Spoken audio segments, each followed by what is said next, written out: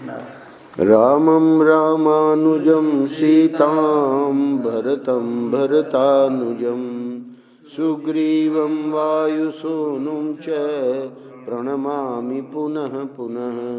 नमोऽस्तु रामाय सलक्ष्मणाय देव्यै च तस्यै जनकात्मजायै। नमोऽस्तु रुद्रेन्द्रयमानिलेभ्यो नमोऽस्तु चंद्रार्कमरुदगणेभ्यः। नारायण नारायण नारायण नारायण। कल 26वां अध्याय पूरा हुआ। आज हम 27वें अध्याय में प्रवेश कर रहे हैं। ताटका का वध कर दिया है ठाकुर जी ने, और फिर वो जो ताटका वन था उसी में वो रात बिताई है। और अगले दिन महायशस्वी विश्वामित्र हंसते हुए मीठे स्वर में श्री रामचंद्र से बोले, हे महायशस्वी राजकुमार, तुम्हारा कल्याण हो। ताटका वध के कारण मैं तुम पर बहुत संतुष्ट हूँ। अब आपको ध्यान होगा कि देवता लोग आए थे और ताटका वध के बाद कहा कि प्रजापति कृशाश्व के अस्त्र रूपधारी पुत्रों को, जो सत्य पराक्रमी तथा तपोबल से संपन्न है, श्री राम को समर्पित कीजिए। विश्वामित्र को कहा देवताओं ने, हे विप्रवर, यह आपके अस्त्रदान के सुयोग्य पात्र हैं तथा आपके अनुसरण सेवा शुश्रूषा में तत्पर रहते हैं। राजकुमार श्री राम के द्वारा देवताओं का महान कार्य संपन्न होने वाला है। ऐसा कहकर सभी देवता विश्वामित्र जी की प्रशंसा करते हुए प्रसन्नतापूर्वक आकाश मार्ग से चले गए। तो अब वो देवताओं की बात विश्वामित्र जी को पूरी करनी है, तो कह रहे हैं उनकी प्रशंसा करते हुए कि तुम्हारा कल्याण हो। ताटका वध के कारण मैं तुम पर बहुत संतुष्ट हूँ, अतः बड़ी प्रसन्नता के साथ तुम्हें सब प्रकार के अस्त्र दे रहा हूँ। इनके प्रभाव से तुम अपने शत्रुओं को, चाहे वे देवता हों, असुर हों, गंधर्व हों अथवा नाग ही क्यों न हों, रणभूमि में बलपूर्वक अपने अधीन करके उन पर विजय पा जाओगे। हे रघुनंदन, तुम्हारा कल्याण हो। अब कौन कौन से अस्त्र दे उसकी लिस्ट है पूरी, तो 50 और 50 ऐसे करके 100 गिनाए थे वहाँ पर, मतलब संख्या गिनाई थी, और यहाँ पर उन अस्त्रों के नाम भी गिनाए जा रहे हैं। तो पहले तो कह रहे हैं कि दिव्यास्त्र, तो दिव्यास्त्र में दिव्य महान दंड चक्र, धर्म चक्र, काल चक्र, विष्णु चक्र और भयंकर इंद्र चक्र। इसके बाद के श्लोक में है कि इंद्र का वज्रास्त्र, शिव का श्रेष्ठ त्रिशूल, ब्रह्मा जी का ब्रह्मशिर और ऐशिकास्त्र, परम उत्तम ब्रह्मास्त्र। यानी कोई भी छूटा नहीं है इस लिस्ट में। 2 अत्यंत उज्ज्वल और सुंदर गदाएं, मोद की और शिखरी, और धर्मपाश, कालपाश, वरुण पाश और भी बड़े उत्तम अस्त्र। 10वें श्लोक में सूखी और गीली 2 प्रकार की अशनी तथा पिनाक एवं नारायण अस्त्र। और अगले श्लोक में है अग्नि का प्रिय आग्नेय अस्त्र। ये आग्नेय अस्त्र जो है ये अग्नि का बहुत प्रिय है, इसी से सुबाहु को मारेंगे। शिखरास्त्र के नाम से भी प्रसिद्ध है आग्नेयास्त्र। और अस्त्रों में प्रधान जो वायुअस्त्र है वह भी तुम्हें दे रहा हूँ। हयशिरा नामक अस्त्र, क्रौंच अस्त्र और 2 शक्तियाँ। अच्छा, अगले श्लोक में कह रहे हैं राक्षसों के वध में जो उपयोगी हैं उनको मैं दे रहा हूँ। कंकाल, घोर मूसल, कपाल तथा किंकणी। और विद्याधरों का महान अस्त्र वो भी तुमको दे रहा हूँ। 13वें श्लोक में नंदन नाम से प्रसिद्ध है और उत्तम खड़ग भी तुम्हें अर्पित करता हूँ। अच्छा, गंधर्वों के प्रिय अस्त्र हैं वो भी दे रहा हूँ।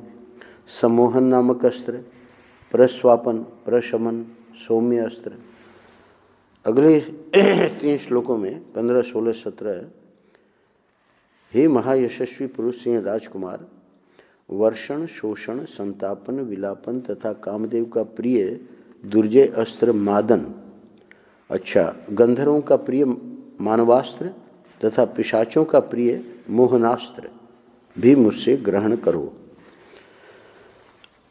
अगले 18 और 19वें श्लोक में हे नरश्रेष्ठ राजपुत्र महाबाहु राम, तामस, महाबली, सौमन, संवर्त, दुर्जय, मौसल, सत्य और माया में उत्तम अस्त्र भी तुम्हें अर्पण करता हूँ। अच्छा सूर्य देवता का तेज प्रभ नामक अस्त्र जो शत्रु के तेज का नाश करने वाला है तुम्हें अर्पित करता हूँ। सोम देवता का शिशिर नामक अस्त्र, त्वष्टा विश्वकर्मा का अत्यंत दारुण अस्त्र और भग देवता का भी भयंकर अस्त्र। अच्छा मनु का ये जो शीतेशु नामक अस्त्र है इसको ये भगवान प्रयोग करेंगे मारीच पे। अब ये सब अस्त्र देख के कहते हैं हे सुबाहु राजकुमार श्री राम, ये सभी अस्त्र इच्छानुसार रूप धारण करने वाले महान बल से संपन्न तथा परम उदार हैं, तुम शीघ्र ही इन्हें ग्रहण करो। ऐसा कहकर मुनिवर विश्वामित्र जी उस समय स्नान आदि से शुद्ध हो पूर्वाभिमुख होकर बैठ गए और अत्यंत प्रसन्नता के साथ उन्होंने श्री रामचंद्र जी को उन सभी उत्तम अस्त्रों का उपदेश दिया। यहाँ तो सिर्फ लिस्ट है और उपदेश अस्त्रों का जो है वो दिया, और जिन अस्त्रों का पूर्ण रूप से संग्रह करना देवताओं के लिए भी दुर्लभ है उन सब को विप्रवर विश्वामित्र जी ने श्री रामचंद्र जी को समर्पित कर दिया। बुद्धिमान विश्वामित्र जी ने जो ही जप आरंभ किया त्यों ही वे सभी परम पूज्य दिव्यास्त्र स्वतः आकर श्री रघुनाथ जी के पास उपस्थित हो गए और अत्यंत हर्ष में भरकर उस समय श्री रामचंद्र जी से हाथ जोड़कर कहने लगे, परम उदार रघुनंदन, आपका कल्याण हो, हम सब आपके किंकर हैं।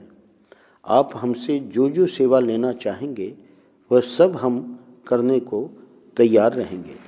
तो अभी जो 100 गिनाए थे उसमें 50 के करीब ही हैं, यहाँ लिस्ट 50 की अगले अध्याय में है। तो ये तो साक्षात मूर्तिमान होकर और कह रहे हैं भगवान को, हे परम उदार रघुनंदन, हम सब आपके किंकर हैं, आप हमसे जो जो सेवा लेना चाहेंगे वह सब हम करने को तैयार रहेंगे। इन अस्त्रों की विशेषता है और आगे की गिनाएंगे उनका अलग अलग उनकी भूमिका है। उन महान प्रभावशाली अस्त्रों के इस प्रकार कहने पर श्री रामचंद्र जी मन ही मन बहुत प्रसन्न हुए और उन्हें ग्रहण करने के पश्चात हाथ से उनका स्पर्श करके बोले, आप सब मेरे मन में निवास करें। अंतिम श्लोक में 27वां अध्याय पूरा होता है। तदनंतर महातेजस्वी श्री राम ने प्रसन्न चित्त होकर महामुनि विश्वामित्र को प्रणाम किया और आगे की यात्रा आरंभ की। उन अस्त्रों को ग्रहण करके परम पवित्र श्री राम का मुख प्रसन्नता से खिल उठा। यहाँ 28वां अध्याय शुरू होता है। वे चलते चलते ही विश्वामित्र से बोले, हे भगवान, आपकी कृपा से इन अस्त्रों को ग्रहण करके मैं देवताओं के लिए भी दुर्जय हो गया हूँ। हे मुनिश्रेष्ठ, अब मैं अस्त्रों की संहार विधि जानना चाहता हूँ। पहले शुरू में बला अतिबला विद्या दी, अब इसके बाद ये अस्त्रदान ताटकावध के बाद प्रसन्न होके तो भगवान स्वयं कह रहे हैं कि अब मुझे आप अस्त्रों की संहार विधि बताइए। तो श्री राम के ऐसा कहने पर महातपस्वी, धैर्यवान, उत्तम व्रतधारी और पवित्र विश्वामित्र मुनि ने उन्हें अस्त्रों की संहार विधि का उपदेश दिया।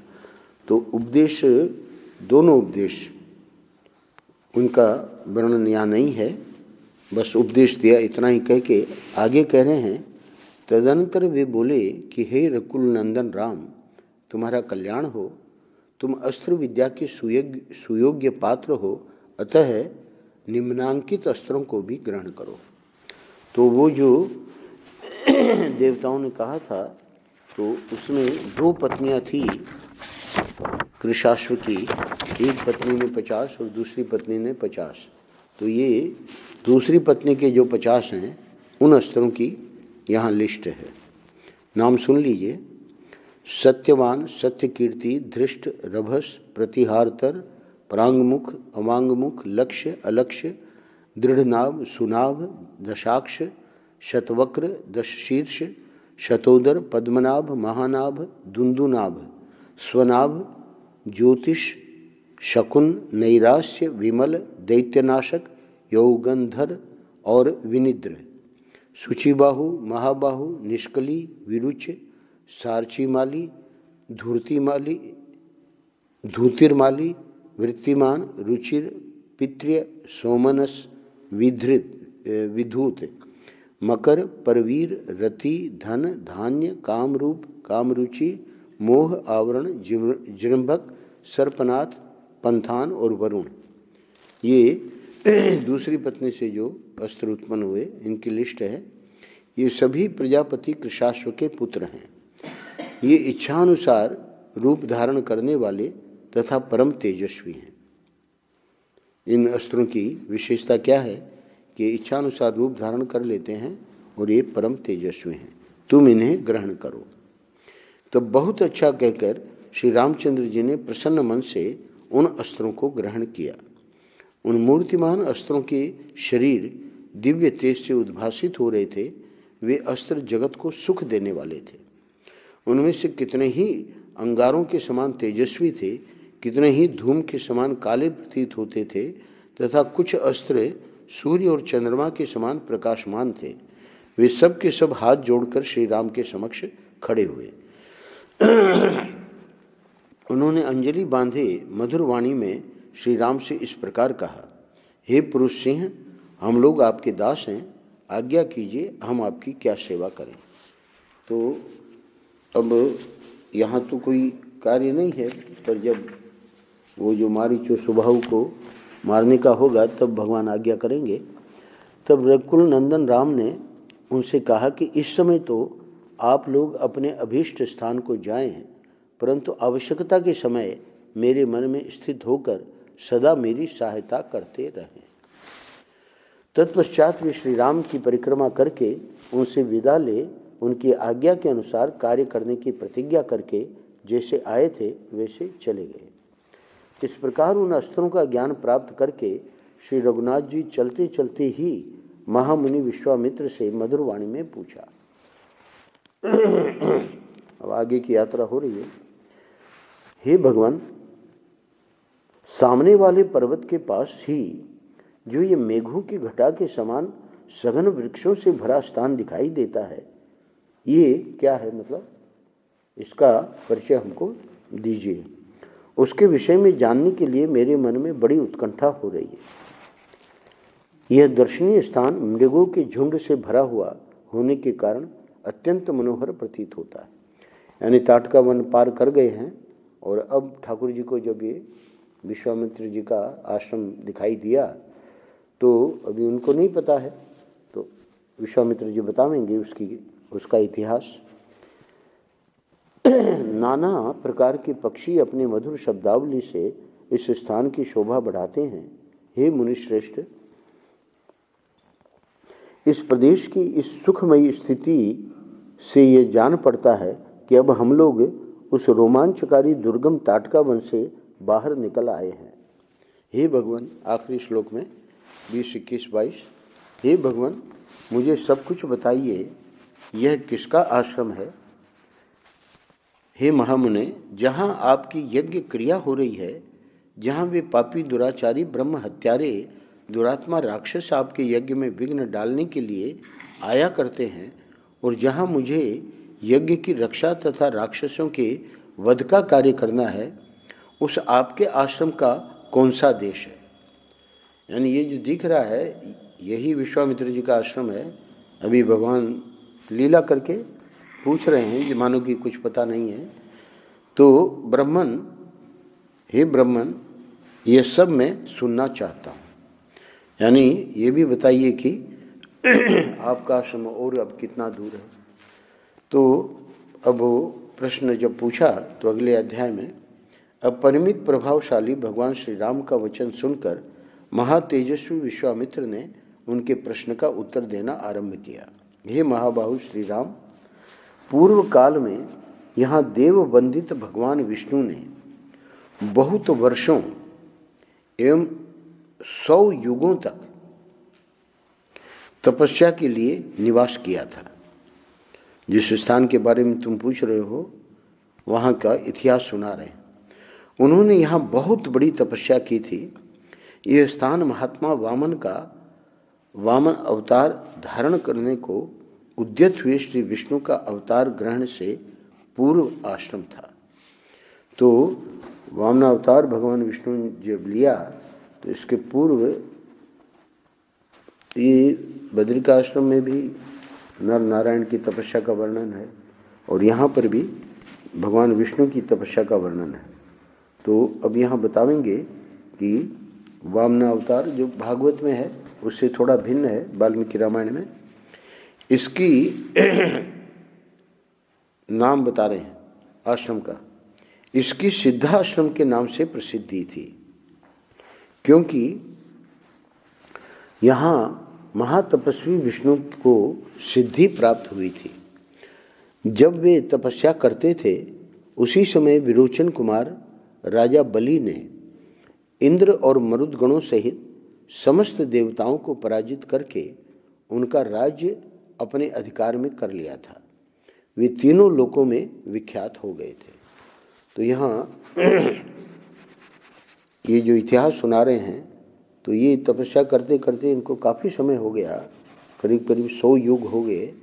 और इधर ये घटना घटित हुई कि जो देवताओं और असुरों के बीच में संग्राम होता रहता है, देवासुर संग्राम, तो देवता हार गए और जो बलि था वो बलि ने विरोचन कुमार मतलब विरोचन के पुत्र थे बलि, तो इंद्र और मरुदगणों सहित समस्त देवताओं को पराजित करके उनका राज्य अपने अधिकार में कर लिया था। उन महाबली महान असुर राज ने एक यज्ञ का आयोजन किया। महर्षि कहते हैं कि भगवान को वामन क्यों बनना पड़ा कि बलि जो है वो धर्म के रास्ते पे था। तो धर्म के रास्ते पे जो होता है उसको उस पर भगवान भी कुछ नहीं कर सकते, तो इसलिए उनको याचक बनना पड़ा। तो यहाँ वो यज्ञ करने जा रहे हैं और उस यज्ञ में उधर बलि यज्ञ में लगे हुए थे, इधर अग्नि आदि देवता स्वयं इस आश्रम में पधार कर भगवान विष्णु से बोले। अभी जितने देवता लोग जिनका स्वर्ग छीन लिया गया था मारी मारी फिर रहे थे, तो आए और बता रहे हैं कि इसी आश्रम में विष्णु तपस्या कर रहे थे। तो सर्वव्यापी परमेश्वर अग्नि देवता कह रहे हैं भगवान विष्णु को, विरोचन कुमार बलि एक उत्तम यज्ञ का अनुष्ठान कर रहे हैं। उनका वह यज्ञ संबंधी नियम पूर्ण होने से पहले ही हमें अपना कार्य सिद्ध कर लेना चाहिए। क्या कार्य है?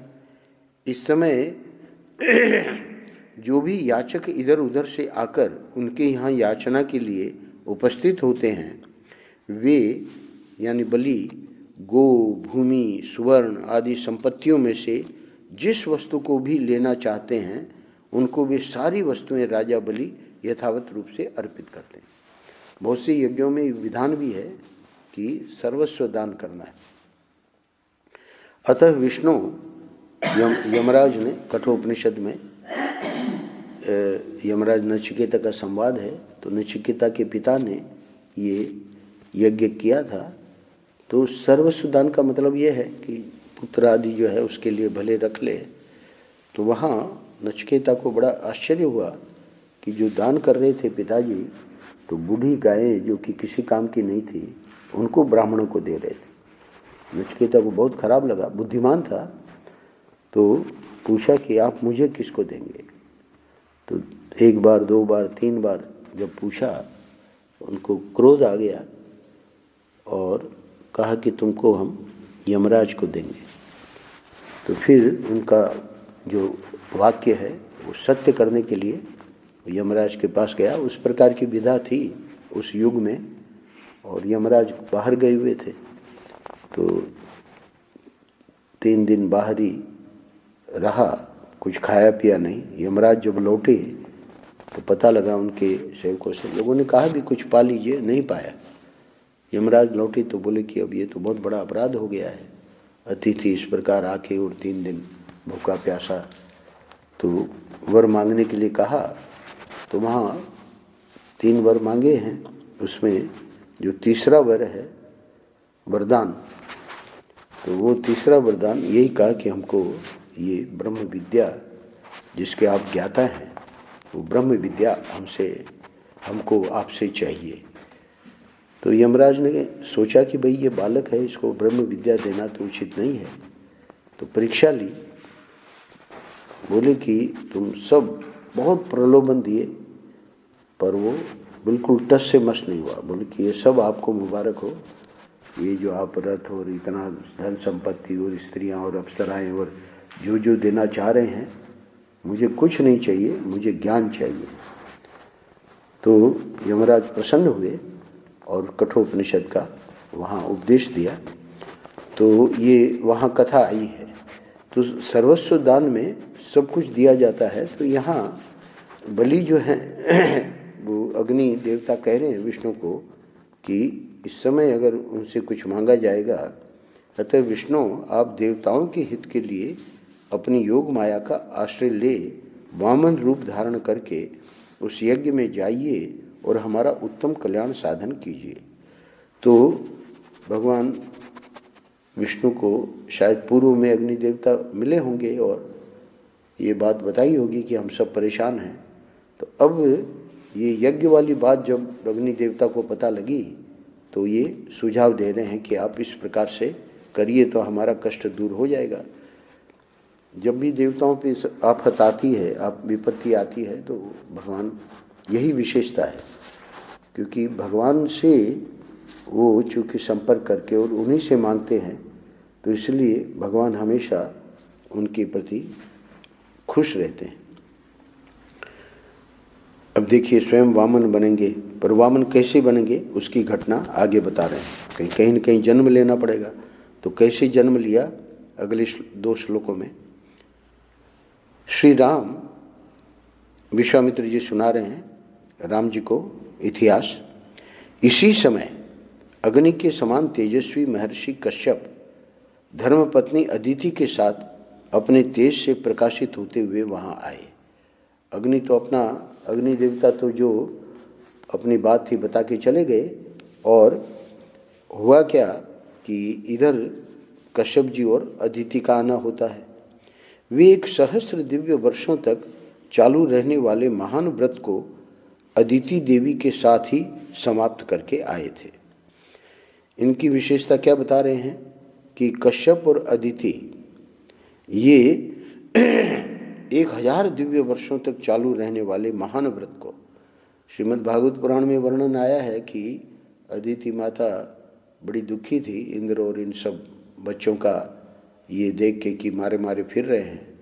तो कश्यप जी जब आए हुए थे तो कहा कि बहुत अच्छी सेवा की, और सेवा से जब प्रसन्न हुए और कश्यप जी ने कहा कि तुम वरदान मांगो, तब कहा कि हमको ऐसा पुत्र आप दीजिए जो कि ये जो राज्य जो हमारे पुत्र का छिन गया है तो वो वापस लौटा देवे। तो कश्यप जी ने पयोव्रत, तो वो 15 दिन का था। उधर तो दीति को जो बताया वो तो 1 साल का था, तो उसमें तो अनुष्ठान में छिद्र हो गया इतना लंबा। पर यहाँ जो घटना है वाल्मीकि रामायण में, तो ये लोग व्रत कर रहे थे दोनों पति पत्नी, और बता रहे हैं कि वो पूरा हो गया था और उसको पूरा करके यहाँ आए विष्णु भगवान के पास। उन्होंने वरदायक भगवान मधुसूदन की इस प्रकार स्तुति की। अब ये दोनों कश्यप और अदिति स्तुति करते हैं। तपोमयम तपोराशिम तपोमूर्तिम तपात्मकम तपसा त्वाम सुतप्तेन पश्यामि पुरुषोत्तमम शरीरे तव पश्यामि जगत सर्वमिदं प्रभो त्वम अनादि अनिर्देश्य त्वाम अहम शरणम गतः। तो क्या कह रहे हैं, हे भगवान आप तपोमय हैं, तपस्या की राशि हैं, तप आपका स्वरूप है, आप ज्ञान स्वरूप हैं। मैं भली भांति तपस्या करके उसके प्रभाव से आप पुरुषोत्तम का दर्शन कर रहा हूँ। हे प्रभु, मैं सारे जगत को आपके शरीर में स्थित देखता हूँ। आप अनादि हैं, देश काल और वस्तु की सीमा से परे होने के कारण आपका इदम इत्थम रूप से निर्देश नहीं किया जा सकता। मैं आपकी शरण में आया हूँ। यहाँ बता रहे हैं अगले श्लोक में विश्वामित्र जी राम जी को और लक्ष्मण जी को, कश्यप जी के सारे पाप धुल गए थे। भगवान श्री हरि ने अत्यंत प्रसन्न होकर उनसे कहा, तो ये पाप जो होते हैं ये बिना तपस्या के, है ना, ये धुलते नहीं हैं। तो इनका तो ये जो तप था, तो उस लंबे व्रत को करके अब जब पाप धुल गए तो निर्मल चित्त से जब पहुँचे ठाकुर जी के पास, तो श्री हरि ने अत्यंत प्रसन्न होकर उनसे कहा कि हे महर्षि, तुम्हारा कल्याण हो, तुम अपनी इच्छा के अनुसार कोई वर मांगो, क्योंकि तुम मेरे विचार से वर पाने के योग्य हो। भगवान का यह वचन सुनकर मरीचि नंदन कश्यप ने कहा, उत्तम व्रत का पालन करने वाले वरदायक परमेश्वर, संपूर्ण देवताओं की, अदिति की तथा मेरी भी आपसे एक ही बात के लिए बारंबार याचना है। देवताओं की याचना क्या है ये भी कश्यप जी को पता था। अग्नि देवता अभी बता के गए हैं कि आप वामन के रूप में जाइएगा वहाँ। तो वामन के रूप में जानने के लिए ये तो सीधे वामन रूप बना सकते हैं, किसी के पेट से पैदा होने की जरूरत नहीं है ठाकुर जी को, खंभे से निकल सकते हैं। तो अब ये लीला करके, क्योंकि वर जब दिया है तो क्या याचना कर रहे हैं, आप अत्यंत प्रसन्न होकर मुझे वह एक ही वर प्रदान करें। भगवान निष्पाप नारायण देव, आप मेरे और अदिति के पुत्र हो जाएं। तो अब अग्नि देवता तो जान रहे थे कि ये तो सीधे वामन बन सकते हैं, पर अब चूंकि ये काम भी हो जाएगा तो इसलिए असुर सूदन, आप इंद्र के छोटे भाई हों और शोक से पीड़ित हुए इन देवताओं की सहायता करें।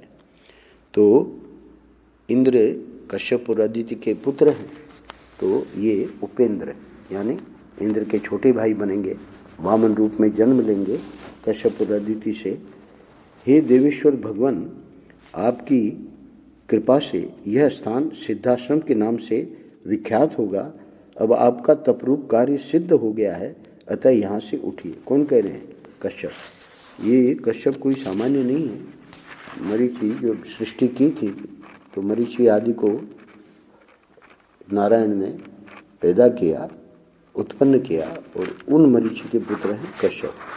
तो इनको भी सब देवताओं का जो कार्य है उसके बारे में पता है, तो इसलिए कह रहे हैं कि अब आपकी तपस्या पूरी हो गई है। और अब उसके आगे की घटना बता रहे हैं विश्वामित्र जी। तदनंतर महातेजस्वी भगवान विष्णु अदिति देवी के गर्भ से प्रकट हुए और वामन रूप धारण करके विरोचन कुमार बलि के पास गए। बहुत संक्षेप में है यहाँ। संपूर्ण लोकों के हित में तत्पर रहने वाले भगवान विष्णु बलि के अधिकार से त्रिलोकी का राज्य ले लेना चाहते थे, अतः उन्होंने 3 पग भूमि के लिए याचना करके उनसे भूमि दान ग्रहण किया और तीनों लोकों को आक्रांत करके उन्हें पुनः देवराज इंद्र को लौटा दिया। महातेजस्वी श्री हरि ने अपनी शक्ति से बलि का निग्रह करके त्रिलोकी को पुनः इंद्र के अधीन कर दिया, पाताल लोक भेज दिया, वहां का राज्य दे दिया और खुद बन गए पहरेदार।